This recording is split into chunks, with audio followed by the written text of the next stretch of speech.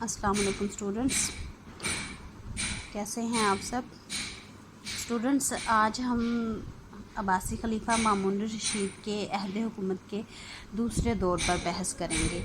تو گزشتہ لیکچرز میں آپ کو پوری صورتحال بتائی جا چکی تھی کہ خراسان سے جب مامون کو اپنے خلاف ہونے والی بغاوتوں کا پتہ چلا تو اس نے بغداد کی طرف سفر شروع کیا، اور اس نے اپنے وزیر فضل بن سہل قتل کروا دینے کے بعد امور حکومت میں خود دلچسپی لینا شروع کر دی تھی۔ اس کی ذاتی دلچسپی کی بنا پر اور اس کی کنٹریبیوشنز کی بنا پر مامون کے اس دوسرے دورے عہد حکومت کو بھی عباسیوں کا سنہری زمانہ کہا جاتا ہے، جس طرح ہارون الرشید کے بارے میں آپ لاسٹ لیکچرز میں پڑھ چکے ہیں۔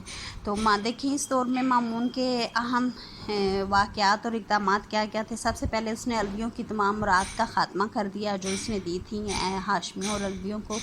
اس کے بعد بغداد میں اس کے خلاف بغاوت کرنے والی اور بغاوت کو لیڈ کرنے والے شخص ابراہیم مہدی کی جو سازش ہے اس کو ختم کیا اور ان کو سزائیں دیں۔ بابک قرمی کا فتنہ، اس کے بارے میں دیکھیں آپ لاسٹ لیکچرز میں بھی آپ کو بتایا جا چکا ہے کہ مزدکی عقائد کو ماننے والے بہت سے ایرانی وہ مختلف انداز میں اپڈیٹڈ ورژن کی صورت میں اپنے نظریات بیان کرتے رہتے تھے، اور یہ نظریات ایک طرح سے تھوڑا بہت اشتراکیت کی سے ملتے جلتے تھے۔ ان لوگوں کا کہنا تھا زر زمین جو ہے یہ ذاتی ملکیت نہیں ہوتی ہیں، اور اس طرح اس پہ میں لاسٹ لیکچرز میں آپ کو زیادہ بحث کر چکی ہوں۔ بہرحال اس فتنے کا بھی مامون نے خاتمہ کر دیا۔ مامون کے دور میں فتنہ ذات دیکھیں بتا رہے ہیں، خلیج فارس میں نئے مسلمان ہونے والی بہت سی اقوام میں سے ایک قوم تھی ذات۔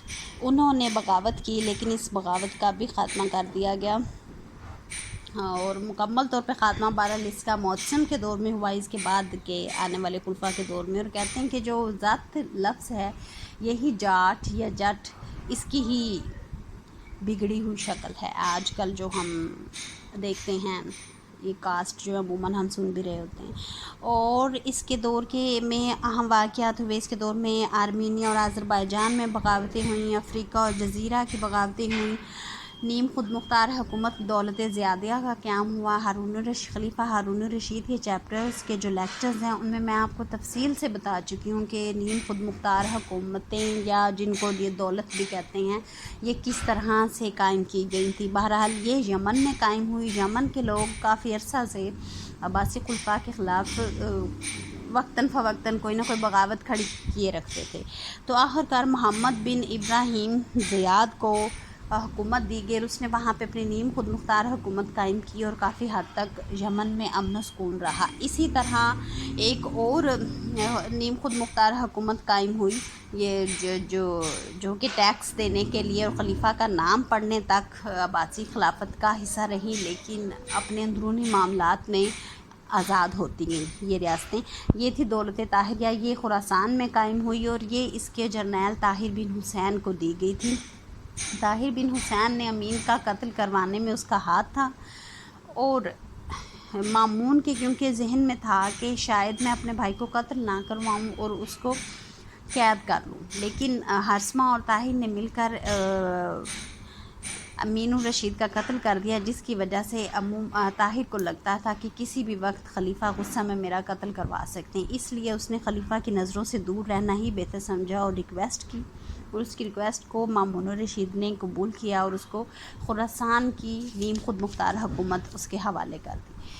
آل رائٹ، اب اس کے مامون الرشید کے نیکسٹ اس دور حکومت میں فتوحات میں دیکھیں بڑا ایک اہم واقعہ ہوا۔ افغانستان کے بادشاہ، کابل کے بادشاہ نے اسلام قبول کیا، یہاں تک پہنچا ترکستان کے بادشاہ نے صلح نامہ پر معاہدہ پر جو ہے اس پہ دستخط کر لیے۔ بلازر، شیزر، تبرستان، دیلم کی چھوٹی چھوٹی ریاستیں تھیں سینٹرل ایشیا، ٹرکی کے آس پاس کے ایریاز کی، ان کو فتح کیا گیا۔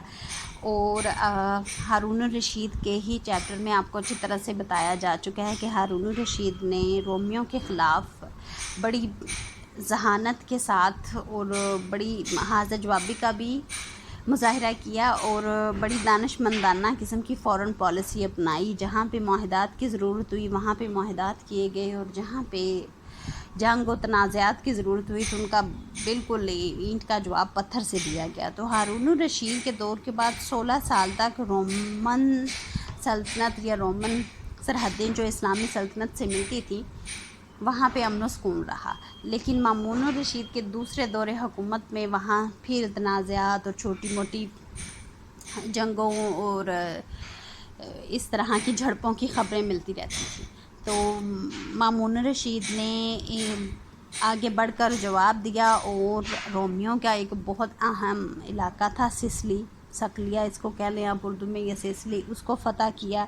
اس ہی رومیوں کے خلاف مہم میں چوتھی مہم کے دوران مامون الرشید کے بارے میں کہتے ہیں کہ وہ اپنے بھائی معتصم کے ساتھ سیر کر رہا تھا اور کھجوریں کھا رہا تھا. واپسی پر اس کو بخار ہوا اور اسی بخار نے اس کی جان لے لی، اور اس نے وفات سے پہلے بہرحال اپنے بیٹے کی موجودگی میں ہی اپنے بھائی کو معتصم کو ولی عہد مقرر کیا اور بہت سی وصیتیں بھی کی.